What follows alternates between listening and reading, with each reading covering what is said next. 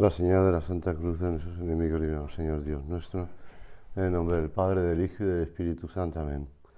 Señor mío y Dios mío, creo firmemente que estás aquí, que me ves, que me oyes. Te adoro con profunda reverencia. Te pido perdón de mis pecados y gracia para hacer con fruto este rato de oración. Madre mía Inmaculada, San José, mi Padre y Señor, Ángel de mi guarda, interceded por mí.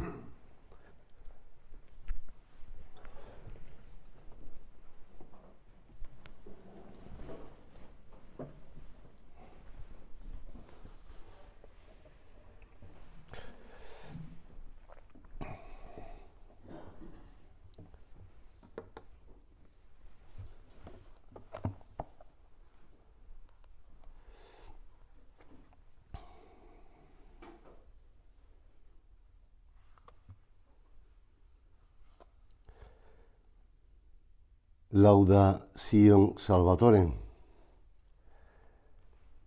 La secuencia de la solemnidad del Corpus Christi se puede decir que es una preciosidad y que nos puede ayudar a nosotros, por una parte, a prepararnos, pero también para estar constantemente agradeciéndole al Señor que se haya querido quedar con nosotros en la Eucaristía.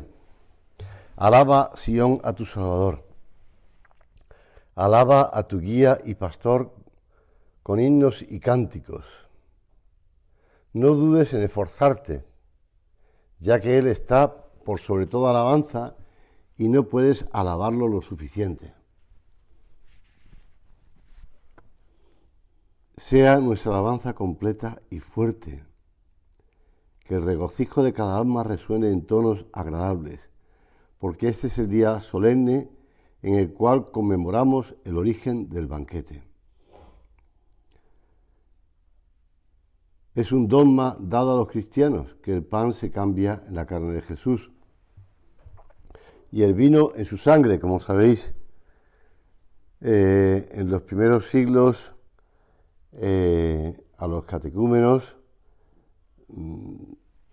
ya muy tarde, y prácticamente después del bautismo, se les hablaba de la presencia real de Jesucristo en la Eucaristía, para evitar las profanaciones, para evitar cualquier cosa que fuera contra ese Dios escondido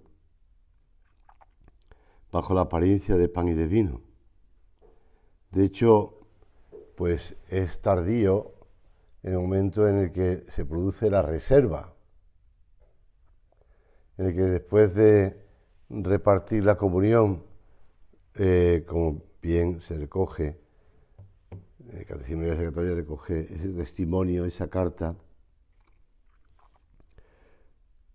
a Plinio, el gobernador, que también el gobernador pues da su informe al emperador y explica cómo los diáconos reparten la comunión y se la llevan a los enfermos. Pero no se reserva. Ya con el tiempo se va produciendo la reserva. Aquel que lo parte no corta ni divide, sino que lo recibe entero. Tanto uno como 1000 lo reciban, se recibe tanto como a 1000 cuando se lo recibe, no se ve disminuido. Tanto el bueno como el débil lo reciben. Y también habla del indigno.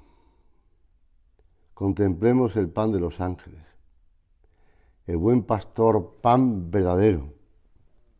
Jesús, ten piedad de nosotros, aliméntanos y protégenos. Tú quien nos alimenta aquí abajo, haznos en el cielo, es prenda de la gloria futura, la Eucaristía. Haznos en el cielo tus huéspedes, coherederos y compañeros de tus santos. En estos días, dependiendo del lugar, algún día será el jueves, en otros días es el domingo, se celebra la gran solemnidad en honor del misterio eucarístico. En ella se unen la liturgia y la piedad popular, que no han ahorrado ingenio y belleza para cantar al amor de los amores. Para este día, Santo Tomás de Aquino, según la tradición, compuso esos bellísimos textos de la misa y del oficio divino. Y nosotros nos unimos a esa adoración y a esa alabanza. Y si quieres, sacamos brillo al amor que tenemos a Dios escondido en la Eucaristía. Darle muchas gracias por haberse quedado entre nosotros y desagraviarle y mostrarle nuestra alegría por tenerlo tan cerca. En la visita al Santísimo podremos decirle al Señor despacio, con amor, esas palabras del himno Adorote Devote. Plagas sicut toman non intueor.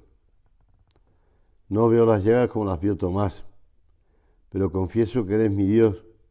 Haz que yo crea más y más en ti, que en ti espere, que te ame.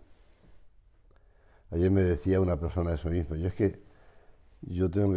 soy como Santo Tomás. Si no lo toco, si no lo veo, si no lo mido, no lo creo. Bueno, y era un profesional, no era un niño. Bueno, lo decía en plan también de jocoso, no era vulgar ni era irónico, sino que era así. La fe en la presencia real de Cristo en la Sagrada Eucaristía llevó a la devoción a Jesús sacramentado también fuera de la misa.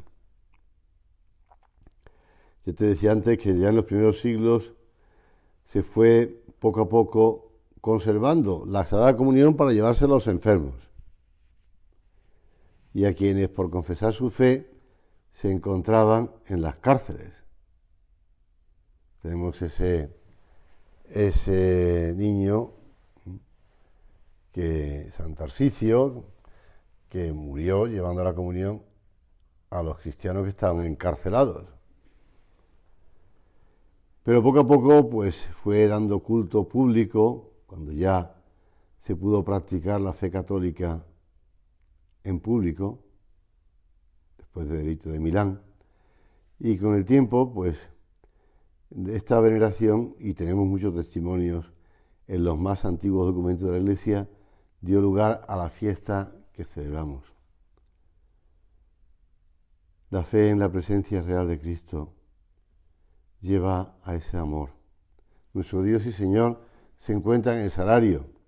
Ahí está, Señor. Y ahí deben hacerse presentes nuestra adoración y nuestro amor. Esta veneración, Jesús el lamentado, se expresa de muchas maneras. Recuerdo que cuando San Juan Pablo II, publicó la encíclica Ecclesia de Eucaristía, que fue la última, la Iglesia vive de la Eucaristía, pues tuvimos 2 años una especie de simposio o congreso, o como quieras llamarle, una serie de conferencias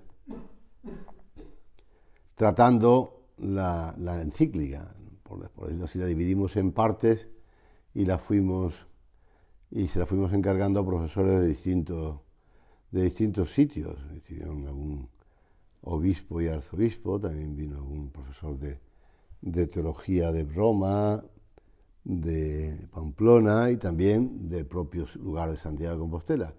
Y uno de ellos me decía, que era párroco en un lugar cercano a la ciudad, que cuando él llegó de párroco, pues empezó a tener adoración y exposición con el Santísimo.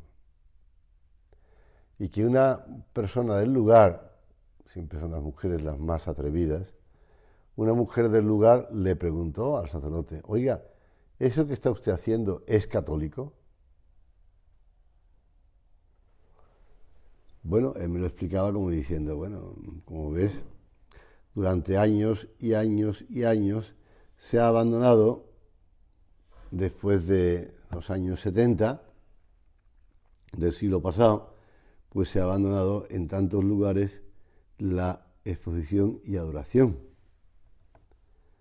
el recuperarla pues plantea las dudas de que si es algo católico. Bueno, por desgracia es así, ¿no? El propio San Juan Pablo II, en otra carta suya, decía que la solemnidad del Corpus Christi como acto público merece una mención especial, una mención particular. Acto público tributado a Cristo presente en la Eucaristía. La Iglesia y el mundo tienen una gran necesidad del culto eucarístico. Jesús nos espera en este sacramento del amor. No escatimemos tiempo para ir a encontrarlo en la adoración, en la contemplación llena de fe y abierta a reparar las graves faltas y delitos del mundo. No cese nunca nuestra adoración. Y estas palabras del Papa San Juan Pablo II estaban avaladas por su ejemplo,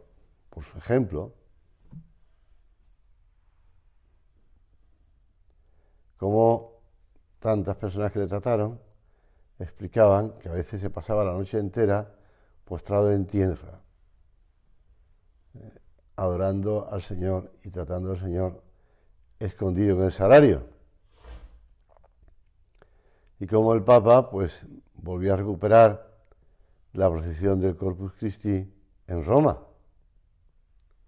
E incluso pues con el paso de los años y de los achaques producidos pues al atentado, etcétera, etcétera, etcétera, le costaba mucho ir, pero insistía en ir. No dejaba de asistir y de acompañar a Jesús expuesto en la custodia. Por eso cuando dice, no cese nunca nuestra adoración, no escatimemos tiempo. Bueno, ahora tenemos unas días, tenemos la fiesta, la solemnidad del Corpus Christi, y tenemos también la octava del Corpus. Podemos aprovecharlo.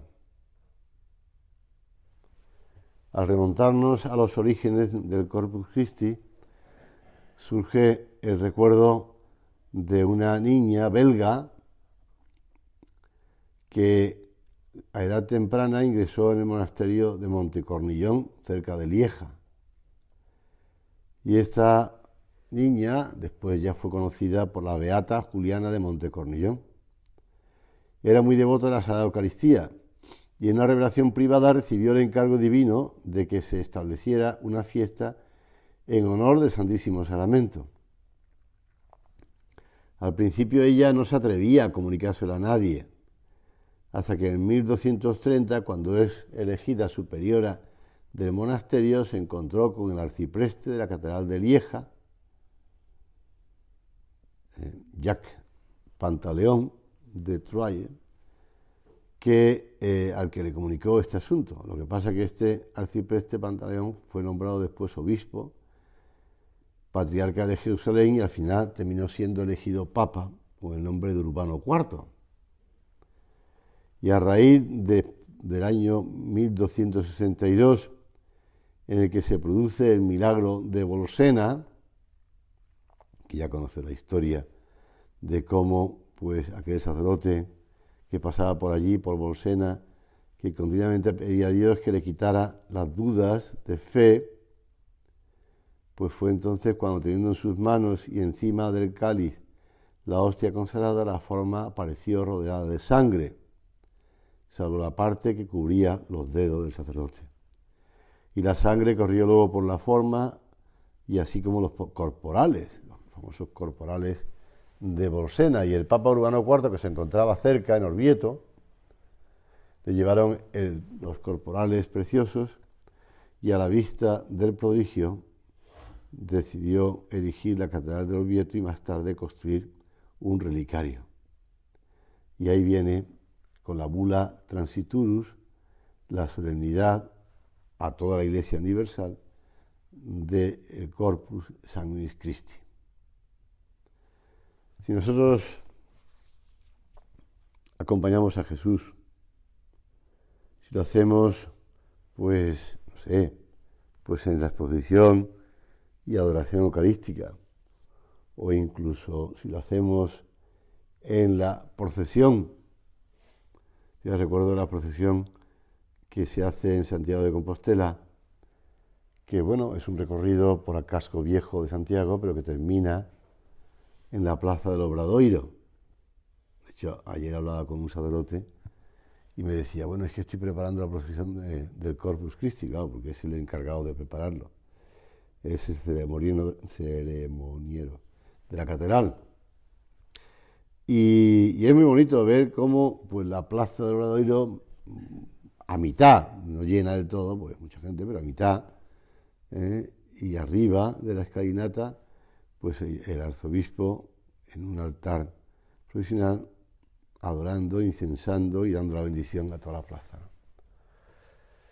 Pues sí, es una cosa que si debemos pasar por la calle, le haremos saber, pues, o le vemos expuesto en la custodia, el amor que queremos tenerle. Como decía San José María, adorarle con reverencia y con devoción, renovad en su presencia el ofrecimiento sincero de vuestro amor, decidle sin miedo que le queréis, agradecerle esta prueba diaria de misericordia tan llena de ternura y fomentar el deseo de acercaros a comulgar con confianza. Yo me pasmo ante este misterio de amor. El Señor, continúa en el Cristo que pasa, busca mi pobre corazón como trono, para no abandonarme si yo no me aparto de Él.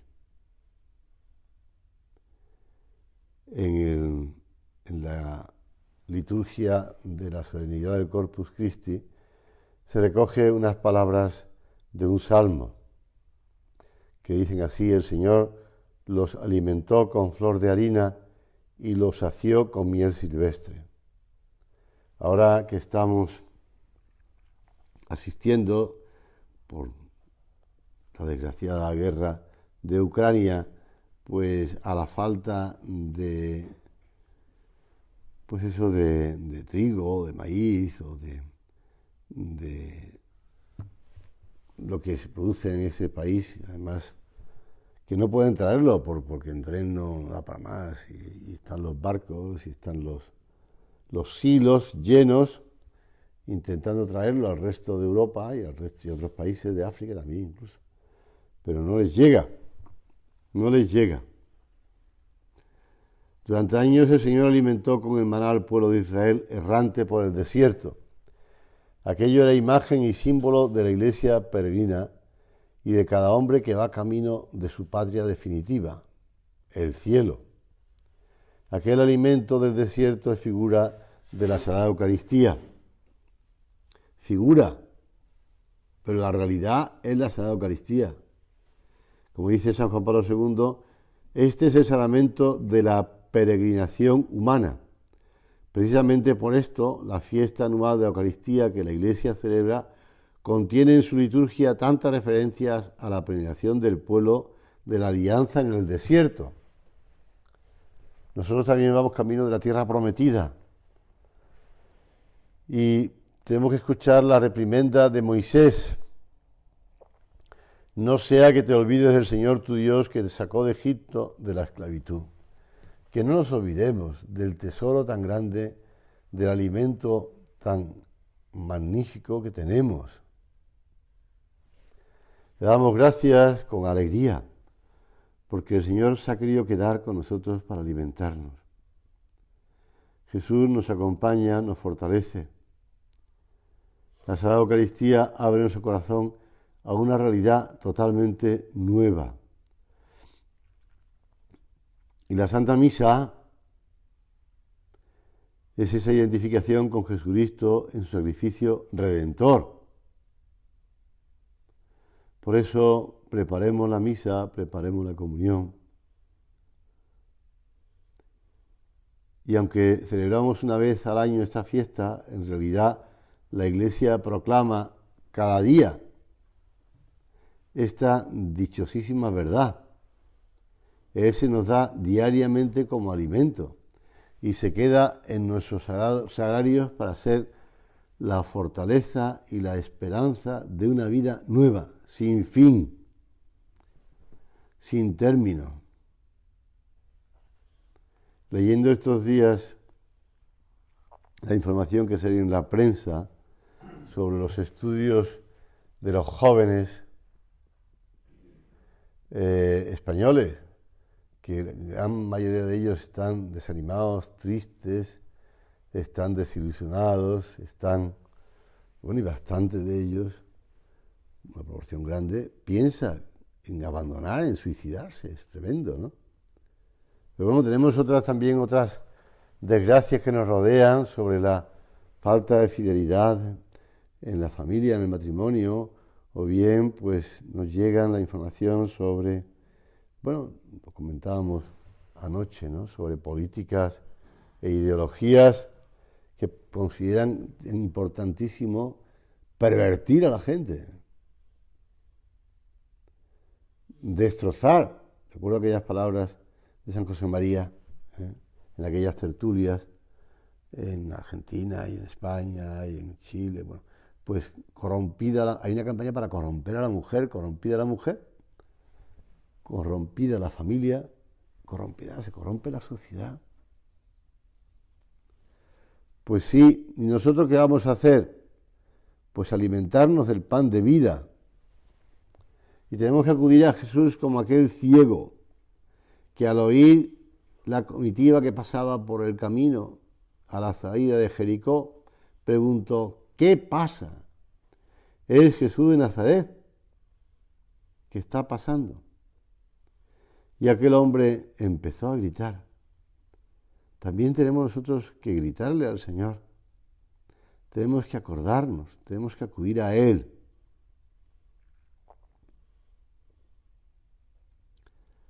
Te decía antes que Urbano IV fue el que declaró la solemnidad, pero ya después, casi medio siglo después, Clemente V, en un concilio ecuménico muy importante, además de bien, tuvo que volverla a restablecer en 1311 con una bula,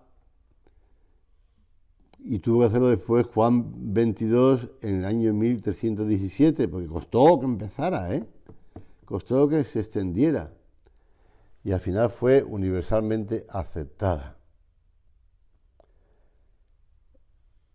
Piensa que no, todavía no empezaba las procesiones, pero hubo ya lugares donde se tuvo lugar esa procesión, aunque en algunos sitios la procesión era el Domingo de Ramos, o era pues el Jueves Santo, como sigue siendo todavía, pero al final del siglo XIII ya se extiende la procesión también. Hoy en tantas ciudades y aldeas, donde se tiene esta antiquísima costumbre de llevar en procesión a Jesús sacramentado, alguien preguntará al oír también el rumor de la gente, como el ciego a las afueras de Jericó, Bartimeo: ¿qué es lo que ocurre? Y se le podría contestar con las mismas palabras que le dijeron a Bartimeo: es Jesús de Nazaret que pasa. Es el mismo Jesús, Hijo de Dios. Como decía aquel hombre: ten piedad de mí. Ten piedad de mí.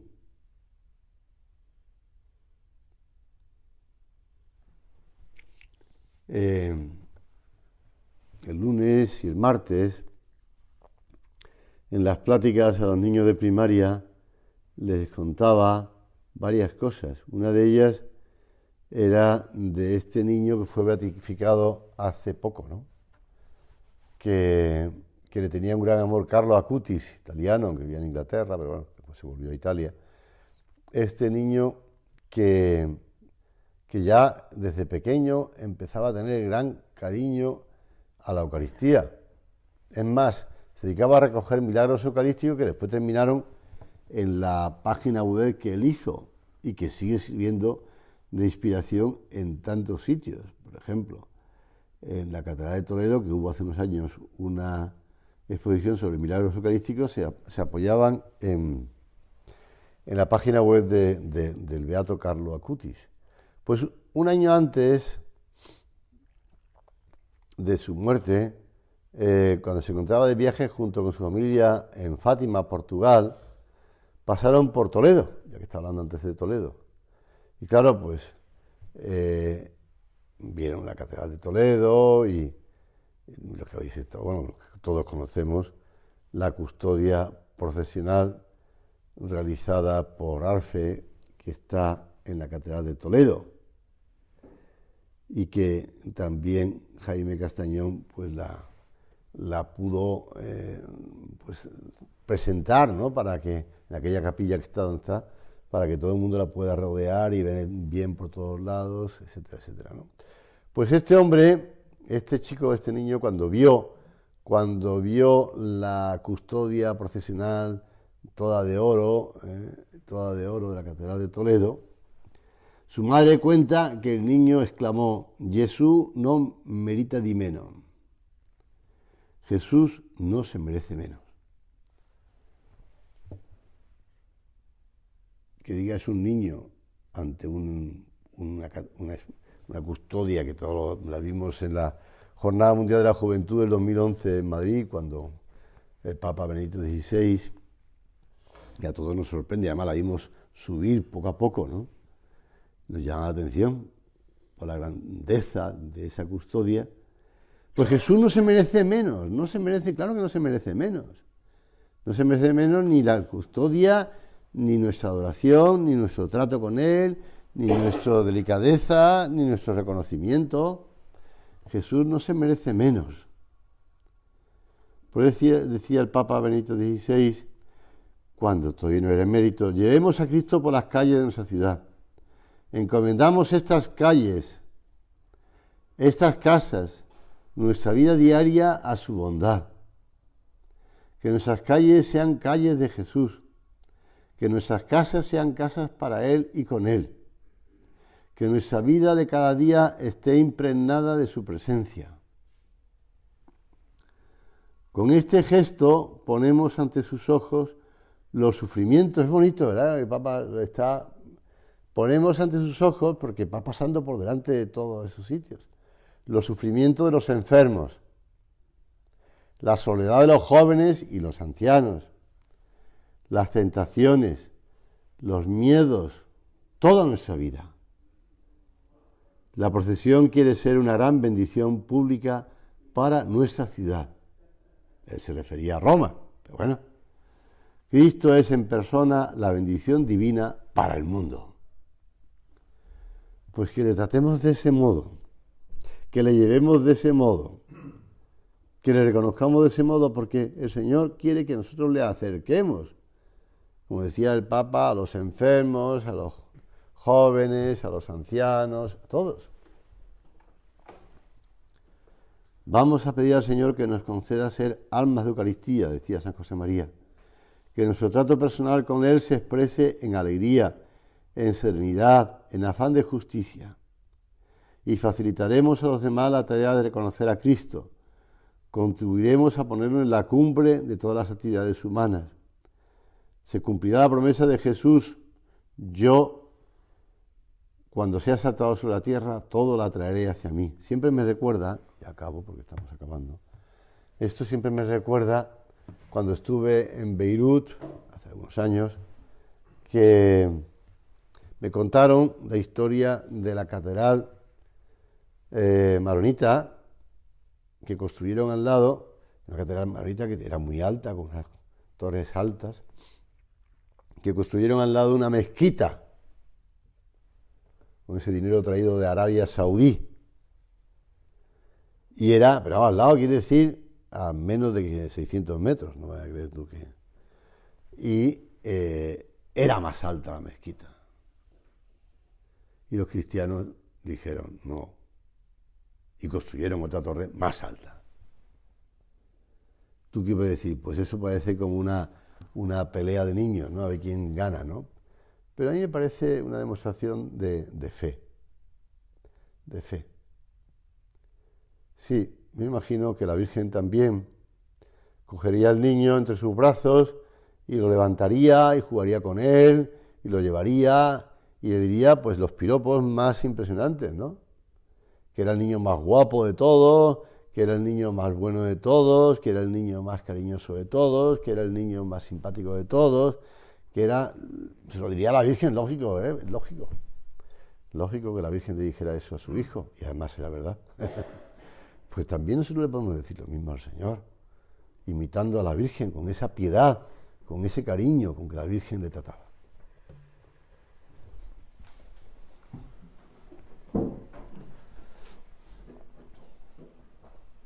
Te doy gracias, Dios mío, por los buenos propósitos, afectos e inspiraciones que me has comunicado en esta meditación. Te pido ayuda para ponerlos por obra. Madre mía Inmaculada, San José, mi Padre y Señor, Ángel de mi guarda, interceded por mí.